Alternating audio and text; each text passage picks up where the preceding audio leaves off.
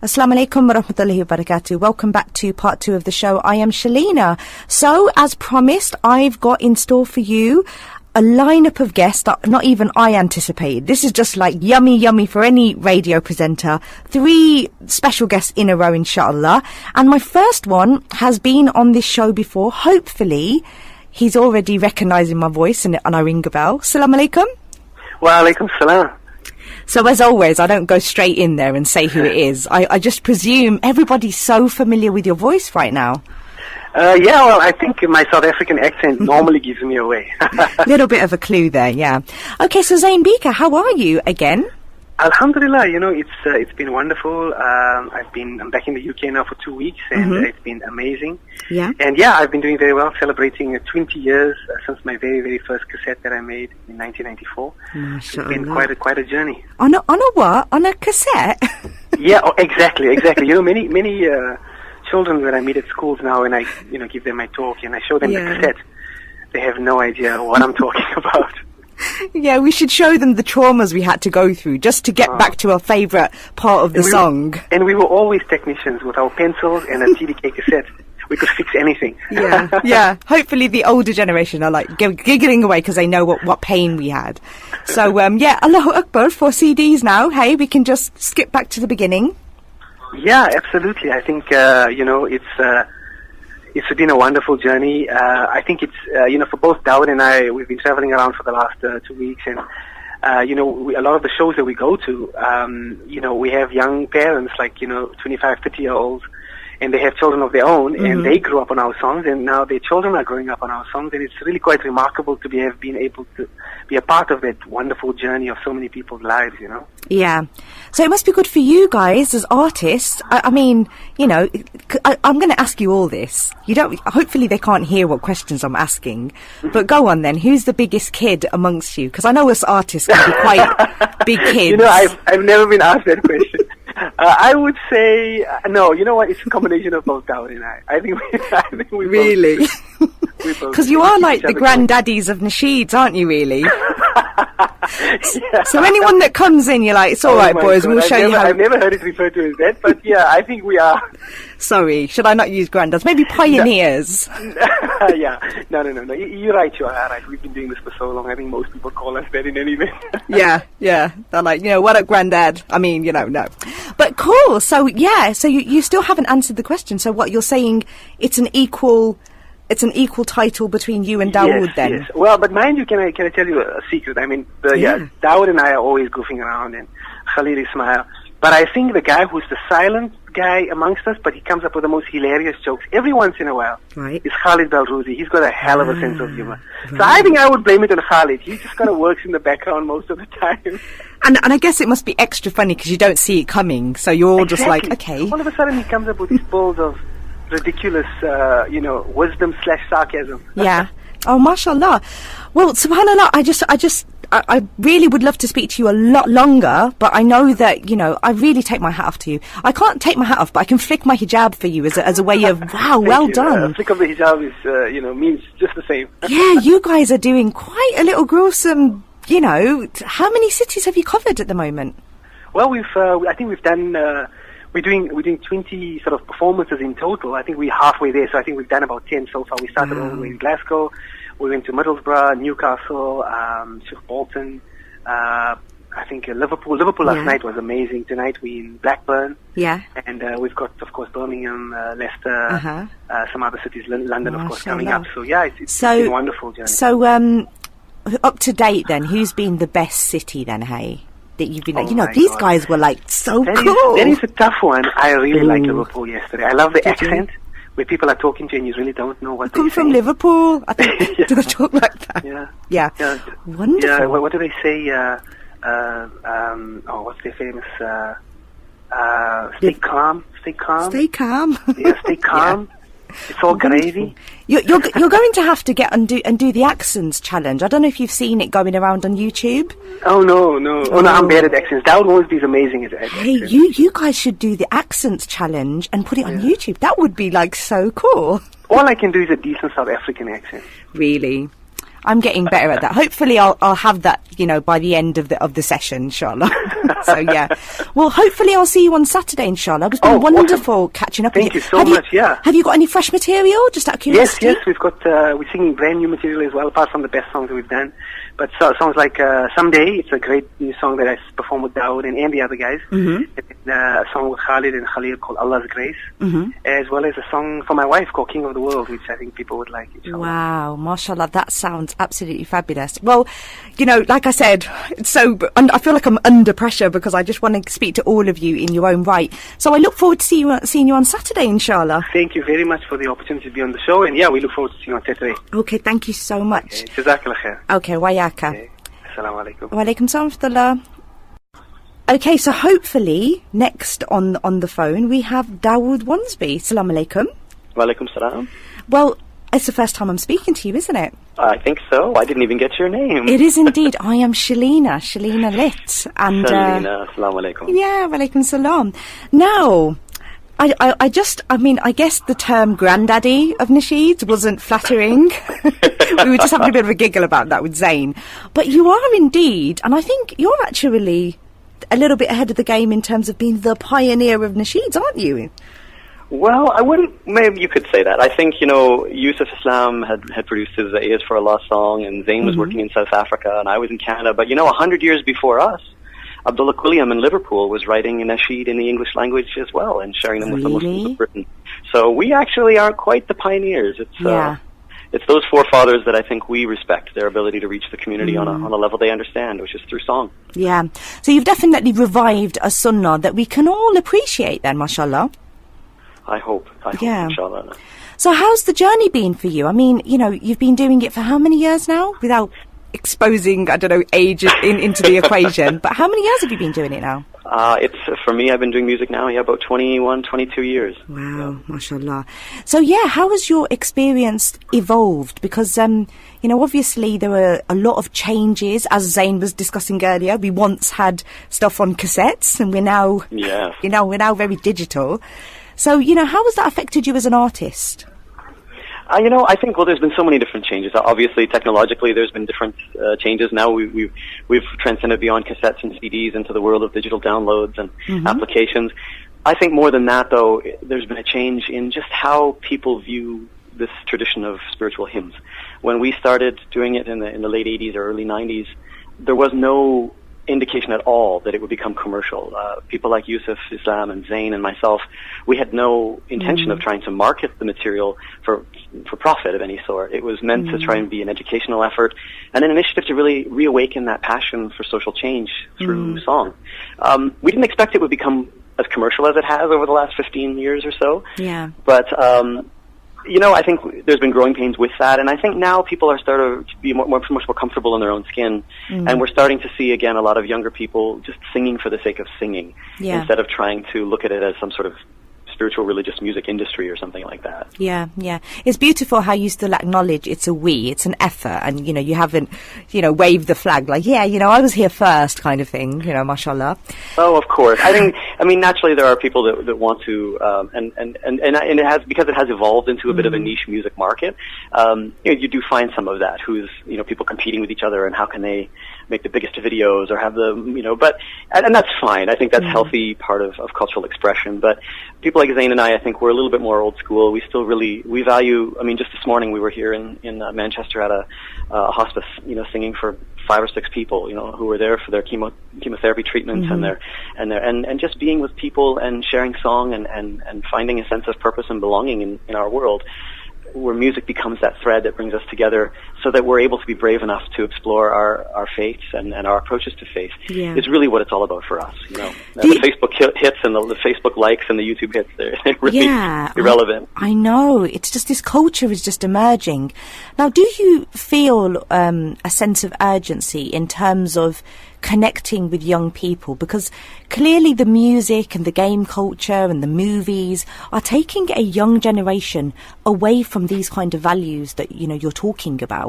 Do you feel that as an artist, and has it made you maybe change your approach, maybe your songwriting or your composition in music? Beautiful question, but I think being that we are old men now, Zayn and I, and we're over middle aged,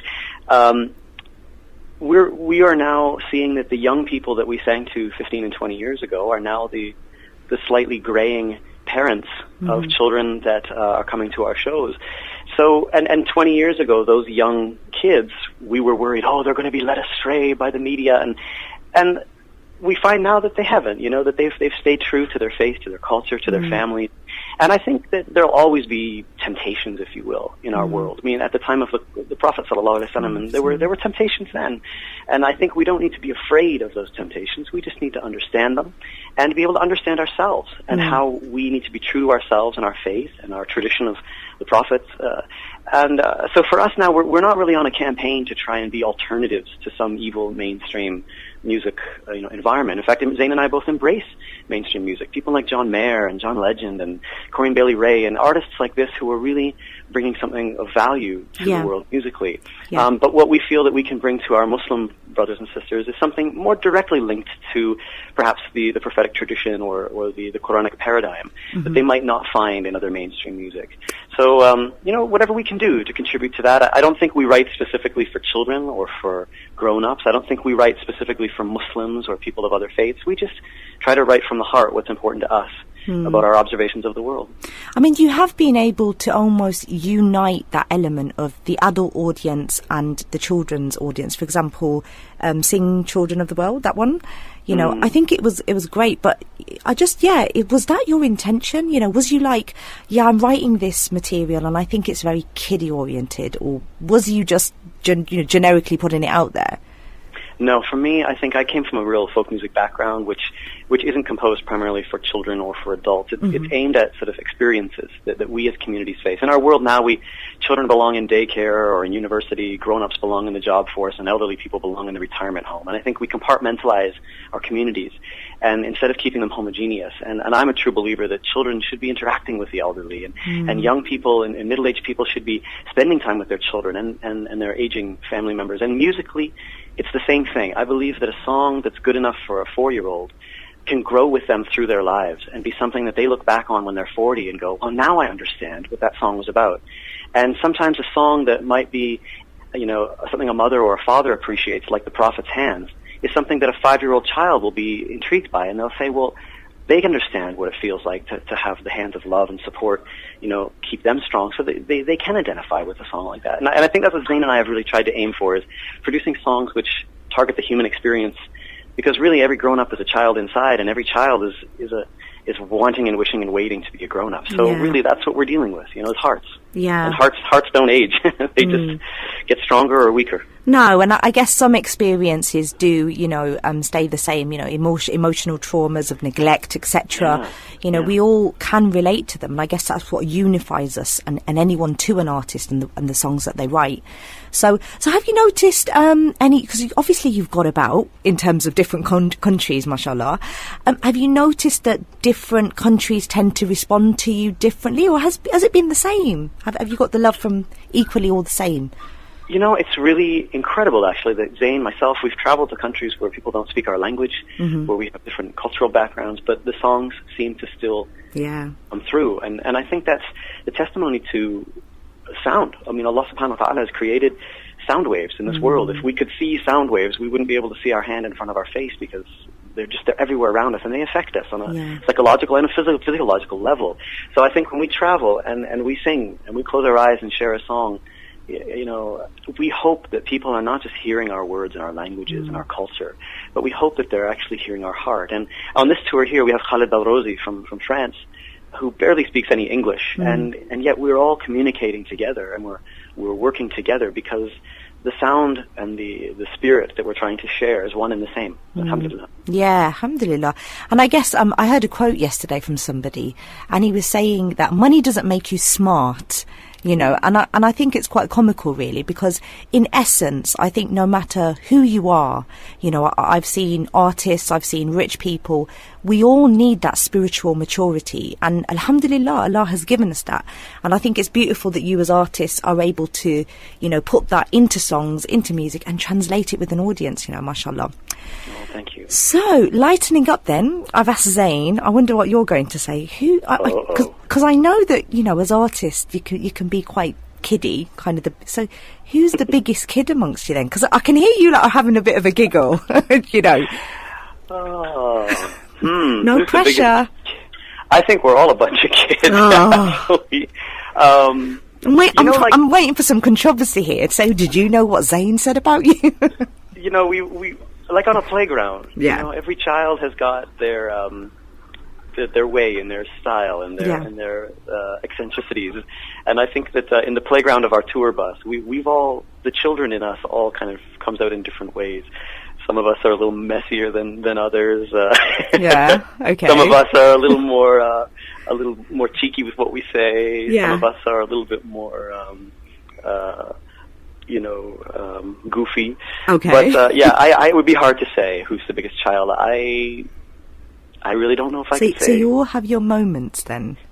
Yes. I would pity the teacher that has to teach us during a tour. In fact, we have a wonderful, beautiful sister here, Yasmin, from the charity that we're working with here, Global Appeal. She has to be our tour mom. Yeah. And I feel sorry for her because she's got to be like the mom driving the school run with us. The poor sister. But she said good things about you. You've all been very good, mashallah. Good boys. She's a gem. She's a gem. So have you got any new material?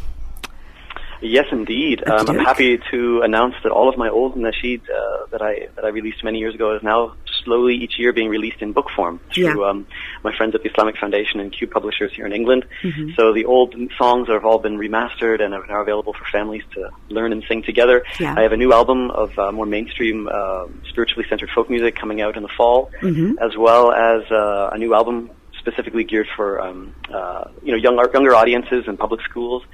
A lot of things. Zayn and I have been toying with the idea of working on a new album together, which is very exciting. So, mashallah, a lot of new things. So, could you, I'm sorry if I put you on the spot. You said me know what's coming now, don't you? I have a feeling. I have a feeling. Zayn ran out pretty quickly from the room here, so I'm wondering if maybe you asked him the same question. Oh, no. Well, actually, when I did ask him the question, he did actually, give us a beautiful couple of lines. But my request is going to be like that, but a little bit different. As an artist, there may be a couple of lines, as you said, you listen to people like John Legend and, different artists. So there must be those couple of lines. It might be some Quran even, Could you just, I don't know, say something for us? Sing it, recite it, whatever you want to do. Inshallah. Bless us with that. Something from Quran specifically? Or? If you wanted to. I think it's a blessing in a sense of a lot of the people that hear you say that, when you actually put your, get the voice out there to the microphone, it is an experience in itself. And I think as artists, we kind of, even when you're writing a song, there's always that something that kind of is going through your head. So just, can we have a little bit of a window into Dawud Wharnsby's head? I could never say no to that. To that request, but I just will hope and pray that my attempts won't offend anyone because I'm still learning as all of us are learning through life. We like learning. We'll learn with Dawud Wharnsby. Let's learn together. أعوذ بالله من الشيطان الرجيم بسم الله الرحمن الرحيم ألهاكم التكاثر حتى زرتم المقابر كلا سوف تعلمون ثم كلا سوف تعلمون كلا لو تعلمون علم اليقين لترون الجحيم ثم لترونها عين اليقين ثم لتسألون يومئذ عن النعيم. MashaAllah. This is among one of my most favorites signs from Allah is this chapter because I see so much decadence around me in the world and excuse me, I live for a few months of each year in Pakistan and I've been spending the last 3 years there. So, when you see children rummaging through garbage piles down the street from your house and you assess how much money people earn there on a regular basis and the extreme economic apartheid that exists in places like Pakistan and then you live back in the world here in North America or England and you see how we waste, how we live, how we don't know the difference between our needs and our wants and it becomes very difficult to live with oneself sometimes. So the surah, I think, is a great reminder for all of us that this piling up of wealth that we have, it's all going to be gone, and we have to keep that in perspective as we live our lives. And so thank you for giving me the opportunity to share. No, Jazakallah khairan for being so open. I think it's really important that everybody recognizes that despite your status, as being an artist, you're still very much in tune with the things that we need to, despite who you are. If you're rich, if you're poor, we still need to have them values. And alhamdulillah, that when I've asked you what is it in your heart that is resonating at the moment, you've recited Quran, mashallah. So no, Jazakallah khairan for sharing that experience with us. Thank you so much for the opportunity. Yeah. So inshallah, I'm bringing my children, so I'll see you on Saturday, inshallah, no doubt. Oh, lovely. Wonderful. Well, don't be shy to come up and speak to us and be with us. That's part of what we enjoy the most, I think, about these tours. Is not just the performances, but being on stage, or being with people after. Yeah. Okay, wonderful. So, Jazakallah khairan once again for coming on. I really appreciate that. Thank you so much. It's okay, such a pleasure. Then. All right, then. And any last thing that you want to say to our listeners? Oh, just, live in balance, find that balance in life and work to try and maintain it, inshallah. Allah commands us to do it, so let's do it, inshallah. Absolutely, mashallah, jazakallah khairan. Okay, so next I should have Brother Khalil Ismail. Assalamu alaikum. Wa alaikum salam wa rahmatullahi wa barakatuh. Now, jazakallah khairan, I know we've only got a couple of minutes, but I had to get you on. I've been speaking to the pioneers of Nasheed, really. Yeah. And, I did say the other day, that sometimes I think Nasheeds can be quite, they can be quite slow and in comparison to the music that's out there. I mean, I've got young children, so I've got my son coming home and saying, he does find it very difficult to listen to Nasheeds. Yeah. So we made this mini complaint, and then somebody said, well, you haven't heard Khalil Ismail. You need to listen to Khalil Ismail. So we were like, okay. And we listened to your stuff, and we was like, mashallah, what a breath of fresh air. So, can we learn? I'm like, we've got a couple of minutes. Can we learn a little bit about Khalil Ismail and how you came to the game? So, sure. Basically, I started out doing music actually as a hobby. I had a computer. My parents bought me a computer when I was 17 or 18 years old, and I would play around with recording and things like that. But nothing I thought was serious that would ever become serious. But years later, after I went to school and went to university and studied for a while, and I've been working in the nonprofit field ever since I was 18. Okay. But during that time, I always played around with it till one day I looked up and it was just like, what, this thing, God has really given me talent. And a lot of people around me were telling me, man, you really have something there. You really should develop it. And I started in composing good songs, or in terms of composing good songs. Okay. And composing songs that people love to listen to, and composing songs that people felt like it affected them. And once I found that people were being affected positively, I decided to take it more seriously and to begin to develop my own business in doing music myself. Okay. So, how long have you been doing Nasheeds for then, particularly? I mean, did you go through the mainstream industry before you came to Nasheeds, or was you straight in there with Nasheeds? I didn't go through the mainstream industry. However, I just started as a basic kind of independent hip-hop artist who, basically, when I started, I decided from the beginning that I wanted to do songs that were uplifting and positive and socially conscious, because that's just my heart. I've always thought about world issues ever since I was a child. I couldn't help it. Yeah. And so my songs just manifest that. But it wasn't necessarily that I got into doing, specific nasheeds or, specific things for Muslims until later, a little bit later, because I grew up Muslim. I understand what goes on with us. And I also grew up in, in neighborhoods, city neighborhoods, so I understand what goes on with that. Yeah. But I realized that oftentimes our problems were different. And so when I wrote music about, if I write music about certain issues that's going on with people outside of, our little community bubble, then they were different from than the issues that are going on within our community bubble. So I say, because I actually am near and dear to both of them, I decided, well, you know what, let me do some nasheed stuff and relate that, because I found the same thing. I found a lot of the nasheeds, you're right, they were kind of slow, and a lot of kids growing up today, they listen to hip-hop, but they don't have a lot of good things, alternative to listen to when it comes to hip-hop.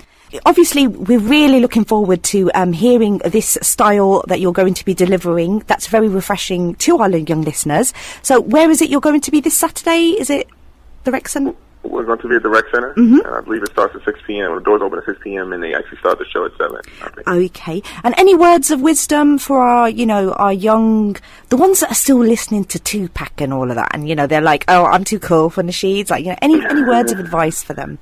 Well, I mean, I would say that Allah grows us in stages, and the fact is that even Tupac made some things that were good. And so as you get older, you just try to be more discerning about making sure that you listen to things that speak about truth and honest things, and think that will be better for your soul. And slowly try to rid yourself of the things that are not good for your soul, such as things that are about falsehood and things that aren't true. Yeah. And that's the way to do it. Don't be too hard on yourself. If you go too fast, and oftentimes you'll fail. Yeah. So just try to, slowly rid yourself of the things that, again, are not based on reality. Mashallah. And then you'll find yourself and your thought processes becoming better. Absolutely. Exercise those nafs to be the way that they need to be, inshallah. Yes, so. Absolutely. Right, so hopefully look forward to seeing you on Saturday. That's at the Rec Centre, 6 p.m. onwards, inshallah. Khalil Ismail, it's been a pleasure, and I look forward to hearing you on Saturday, inshallah. Thank you. Okay then, Assalamu alaikum. Wa alaikum salam.